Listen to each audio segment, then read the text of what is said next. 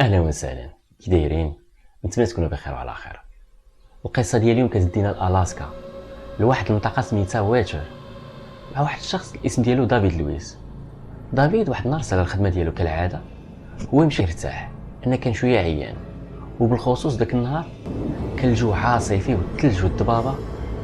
مشى حط راسو بواحد البلاصه وبقى جالس كيتفرج في التلفاز. شي شويه هو يسمع الشرجم ديال التحت تضرب بشي حاجه مجهده. دافيد هبط كيسبك، ما غايشوف شنو واقع، ويبان له الاثار بحال ديال شي واحد ضربو بشي كره ديال الثلج في الجاج. بقى كيطلل، كتبان له غير الضبابه وما كاين حتى واحد. صافي طلع بحالو، قال هادو شي دراري صغار كيلعبوا. هو جالس شي شويه كيتفرج، هو عاوتاني سمع ضربه واحده اخرى مجهده وفي شرجم اخر. دافيد قال هادو يكونوا شي دراري صغار ولا درت فيهم عقلي، وما عاد غايزيد فيهم العناد وعاد غايزيدو يبداو يضربوني، ندير راسي بحال ما وقع حتى حاجه. وبالفعل داز داك النهار صافي ما وقع حتى حاجه. دافيد لا غدا ليها مشى عاوتاني للخدمه كالعاده. جا في الليل جلس بحالو يرتاح ويسمع هاد النهار ضربه مجهده على الضربات اللي كانوا كيوقعوا، ويسمع واحد الضحكه ديال واحد الدري صغير كيضحك. دافيد تعصب، بغى يهبط ويبان له واحد الدري صغير ودغيا طيح اختفى مع الضبابه. بقى مكرره، مشى طلع بحالو يتكا، وكان عنده شي حادث ان عاوتاني غيسمع شي ضربه عاوتاني. وبالفعل نفس القضيه، جا عاوتاني شي واحد ضربو الشرجم ويسمع نفس الضحكه ديال الدري الصغير. بقى معصب، نعس بحالو داك الليله. لا غدا ليه كان نهار الحد، كان عطله. مشى عاوتاني دوز النهار غير في الدار كيتفرج.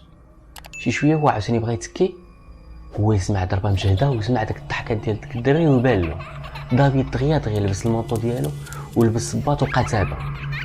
داك الدري مشى اختفى في الضبابه، لكن بقاو الاثار الاقدام ديالو.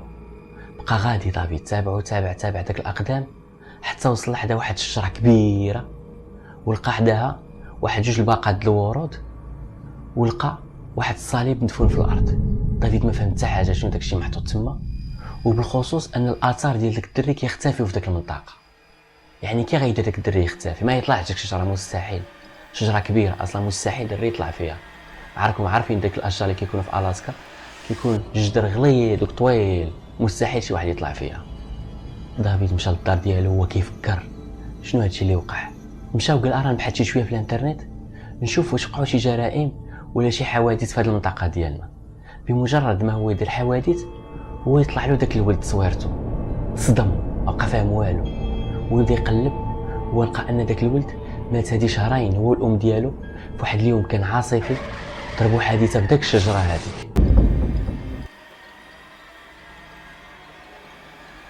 دافيد تسعق، ما فهم والو، قال كيفاش داك الدري انا يلاه شفتو دابا البارح وهو ميت هادي شهرين.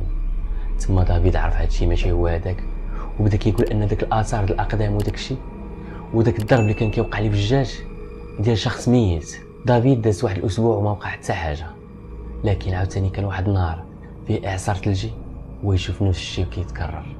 داك الساعات ما قدرش يبقى عايش في داك الدار وباعها. الغريب في الامر ان حتى الاشخاص اللي شراهم بعد منه كان كيوقع لهم نفس الشيء.